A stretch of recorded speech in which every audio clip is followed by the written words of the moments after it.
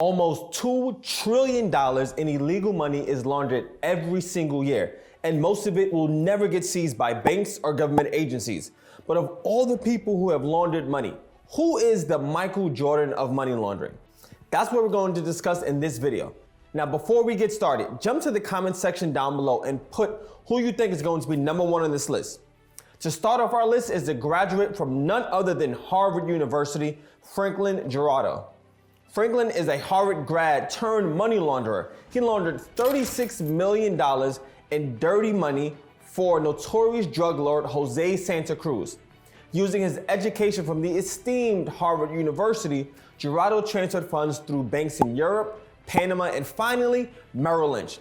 He opened over 100 accounts under false names and identities, including Santa Cruz's family and even his mistresses.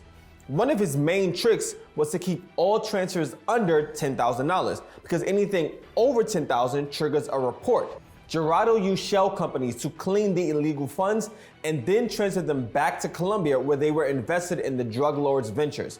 However, his criminal actions were eventually uncovered and he was arrested in 1990. 2 years later, he was convicted of money laundering and served a sentence of 8 years, which given the amount that he laundered was a pretty good deal. Not bad, not bad. Now at #9 is Meyer Lansky, who was known as the mob's accountant and was known as a prominent figure in the American mafia, specifically the Jewish wing of the Italian Jewish mob. During Prohibition, Lansky made money doing the same thing as Al Capone, selling illegal alcohol. But he made most of his fortune through his international gambling empire. He encouraged his fellow criminals to invest in Cuba, where he owned 3 hotels. Lansky also was smart and invested in Las Vegas casinos and built the immensely profitable Flamingo Hotel. To hide his illegal money, he diverted an estimated $1 billion from his casino empire into Swiss bank accounts and businesses in Hong Kong, South America, and the Caribbean. He is responsible for coming up with the first real laundering technique, which was hiding his illegal funds in a Swiss bank to then loan it back to other foreign banks, making it appear legitimate. In 1970, Lansky was indicted for tax evasion, but the charges were dropped due to his health issues and he died a decade later from lung cancer. At #8, we have the legendary Al Capone, the kingpin of Chicago's underworld during Prohibition. He was known for more than just bootlegging though. He was said to have coined the term money laundering by using laundromats as front companies to hide the dirty money from his illegal operations. Although the accuracy of this claim is up for debate, one thing is for sure, Capone was a master at concealing his wealth. Estimates suggest that Capone laundered around $1 billion through various fronts. Now, despite his efforts to keep his wealth hidden, Capone was eventually caught. Not for money laundering though, but for tax evasion. Capone was convicted and served time for failing to pay the government its due. At #7 is Sani Abacha, a ruthless dictator who ruled Nigeria with an iron fist from 1993 to 1998. He rose to power through a coup, and after his death, there were reports of him stashing away $3 billion for himself and his family. But the true extent of Abacha's corruption was far greater. Together with his accomplices, he allegedly stole a staggering $5 billion through misused funds from the Central Bank of Nigeria and bribes from foreign corporations. He also received kickbacks from contracts awarded to Nigerian companies that were under his family's control. Now, to cover their tracks, they transferred a mind-boggling $8 billion into overseas bank accounts spread across countries such as Austria, the Bahamas, Brazil, and Canada. These accounts were mainly held by either Nigerian individuals or offshore shell companies. Now, fast forward to 2022, the US made a small step towards justice by sending a measly $20 million of the wealth stolen by Abacha back to the people of Nigeria, which really was just a drop in the bucket. At #6, we've got the tantalizing tale of Benix Worldwide Limited and the power couple behind its operations. Peter Berlin and his wife controlled Benix Worldwide and used it as a front for the Russian mob to launder between $7 and $9 billion. Along with his wife, the couple allowed Russian bankers to set up unlicensed banking operations all over the East Coast for one reason: tax evasion. The mobsters moved illegal money out of Russia to the US, then distributing it to various European countries before washing it clean and sending it back to Russia. But their luck ran out in 2000 when the couple was caught and confessed to their money laundering crimes, admitting to accepting $1 million to assist the Russian mob. In 2006, they were sentenced to just 5 years probation. 5 years probation means they knew someone. Scandi, 5 years is not enough. Because you'll get more time in jail for robbing a pizzeria. Now, coming in at number 5 is not a person, but rather an entire bank. The Bank of Credit and Commerce International. Now, this seemingly ordinary bank was founded in Luxembourg in 1972 with headquarters in Belgium. In 1990, though, rumors of illegal activities were circulating, and an investigation by the consulting firm PwC uncovered a multitude of financial crimes. The bank was accused of laundering a mind-boggling, are you ready, $23 billion using shell companies, offshore bank accounts, and bribery to hide their tracks. They also made headlines by allowing notorious figures like Manuel Noriega, Abu Nadal, and even Saddam Hussein to open accounts with them. The founders were eventually indicted by a Manhattan grand jury on 12 counts of fraud, money laundering, and larceny. In 1991, the two founders were convicted by the United Arab Emirates Court for fraud and sentenced to 8 years in prison. And with that, the Bank of Credit and Commerce International was no more.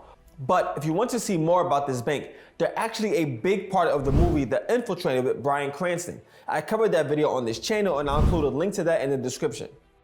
Number 4 is Ferdinand Marcos. Ferdinand Marcos was the president of the Philippines from 1965 to 1986, and he was no stranger to financial corruption and money laundering. Despite only earning a yearly salary of $13,500, Marcos became a multi-billionaire. Where did you get the money for all this? Huh?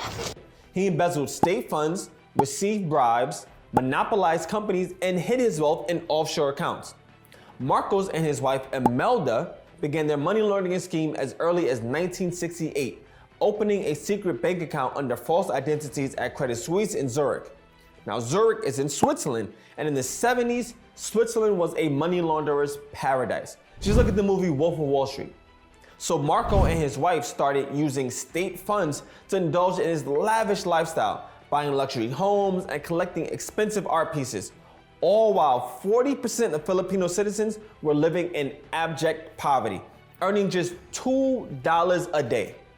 He was so good at laundering money that no one knows exactly how much he stole, but it's at least $10 billion. But the crazy part is he had surprisingly good investments. So good that it grew to a minimum of $25 billion. In 1986 though, the cows came home to roost. Marcos was overthrown and exiled to Hawaii, where he passed away from pneumonia in 1989. Despite his insanely corrupt actions, the Marcos family was allowed to return to the Philippines after his death and even became re-established in Philippine politics, which shows just how corrupt of a country it is. We are now getting to the top 3, and I'm 100% positive that you are not going to know who number 1 is. If you like this content, please hit the like button and subscribe. Now at number 3 is the infamous Pablo Escobar. Now I know many of you probably put Pablo Escobar as number 1 on your list, but he's actually number 3. Escobar was the head of the Medellin cartel who controlled 80% of the world's cocaine trade at one point. He had a reported net worth of $30 billion, which would be about $72 billion today and make him the 15th richest person in the world, right behind Michael Bloomberg. He was able to garner the love of the Colombian people through his generous donations. These donations went towards charity, housing developments, schools, and sports fields, all of which contributed to improving the community, while also encouraging extreme loyalty to him. Escobar stored a lot of his money in fields and warehouses, with about $2.1 billion of it being eaten by rats, destroyed, or just lost. Now in 1991, Escobar turned himself over to the Colombian authorities under the condition that he built his own prison, and only his hand-picked guards were allowed to secure it as he continued to run his drug empire. Imagine that, you were able to build your own prison.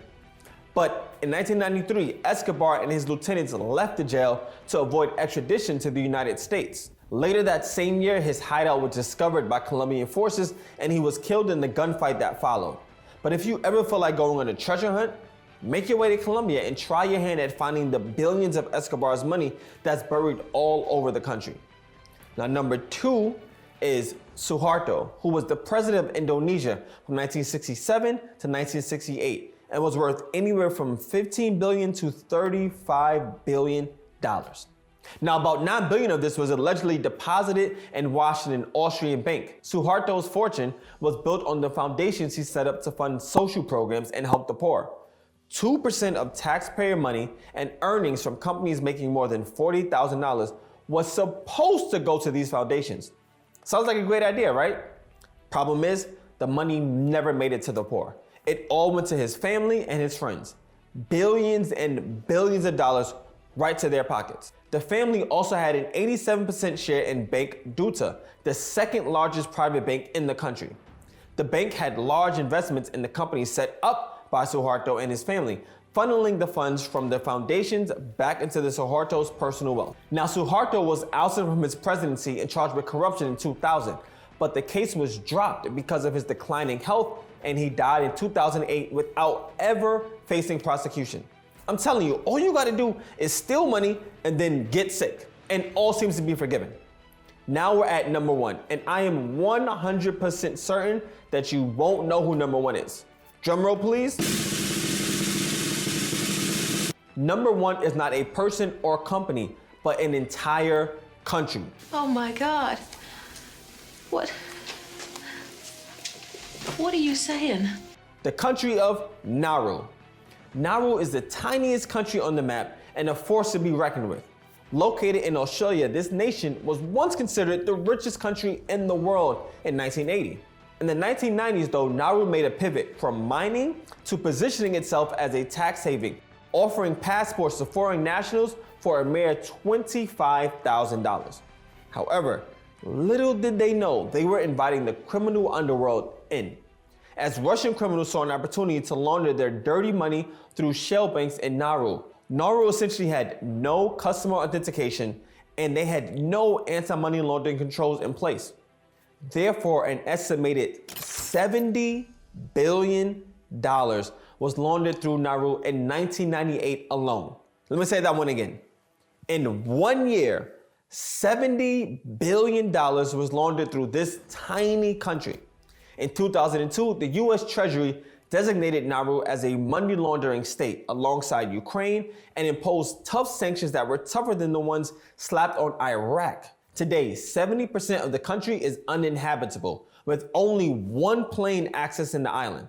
Now, while these money launderers are hella interesting, if you want to know how some criminals move small amounts of money, not the billions, but maybe say $10,000, then you need to watch this video right here.